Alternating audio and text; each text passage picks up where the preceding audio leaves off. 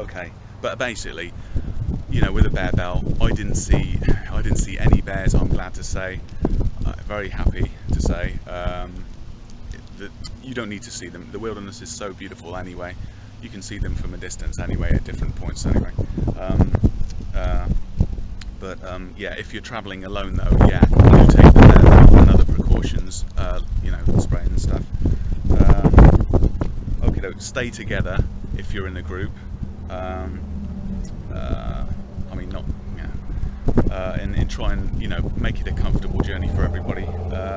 Travel at the slowest person speed if you can.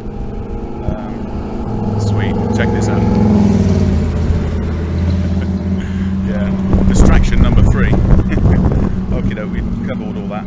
I just want to very quickly cover weather conditions, which is sort of have anyway. Yeah, they can be pretty bad in off season. You know, any time outside of summer can be pretty bad, and the weather can change, especially in the pass. It can change rather quickly, and you must go prepared for that. Otherwise, you may risk hypothermia, or, you know, even worse. So go prepared. Take, you know, loads of warm clothes and stuff.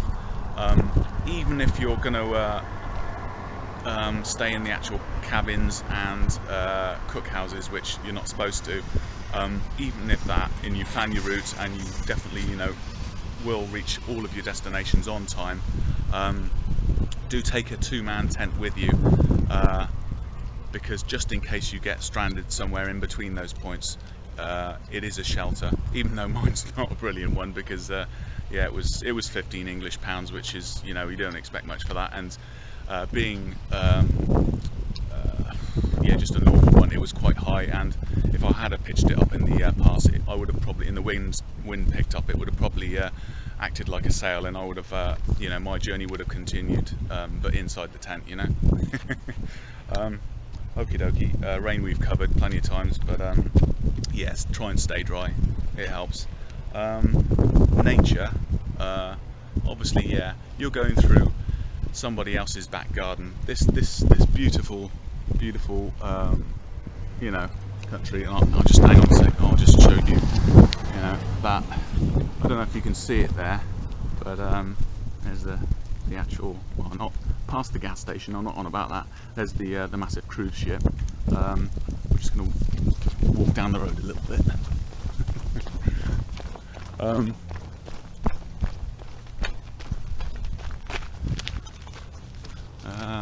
Right, I think this, no, hang on, a bit more. Okay, righto, you can just see the that beautiful mountain up there.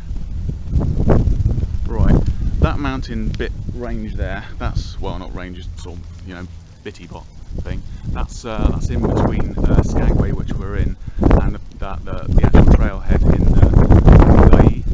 So yeah. Anyway, basically the trail goes around there, and I was talking about nature and went totally off the subject. But anyway, you're basically, this is bear country, and it is their home. Basically, at the end of the day, you're intruding on their home, so you've got to be respectful of them. Don't only use the firewood in the cabins itself. Don't rip down, you know, new trees and stuff. Don't uproot bushes. Take enough food with you on the journey, obviously, to survive. If you see like loads of berries and stuff that you know 100% that you're sure that they are not poisonous, you know, try one, but don't pick a whole handful. Those berries are there for the bears, you know, and if they do have a bad salmon run, you know, they're going to be hungry, and there's not too much other food there, you know. So obviously they eat more berries and salmon, but you know, it's their food, it's in their, you know, larder, their back garden sort of thing, and be respectful of them sort of thing. Anyway, that's about it. All I can think to mention. In a minute, we're going to just walk up Main Street and see how many tourists we can count.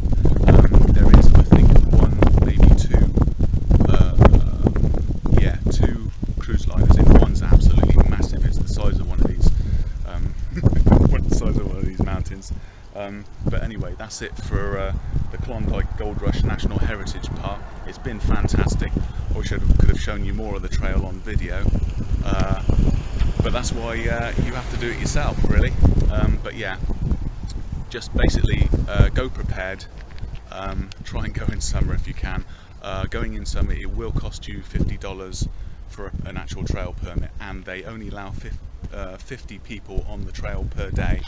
And some of those are pre-booked, so I believe at the trail centre, which is different from the actual advice where the rangers are centre, they only issue on the spot, not pre-booked on the spot. They only issue 8 per day, so get there, first thing, or before dawn if you can get them. But yeah, obviously off season like now, they're not going to charge, so you can just go in and get advice.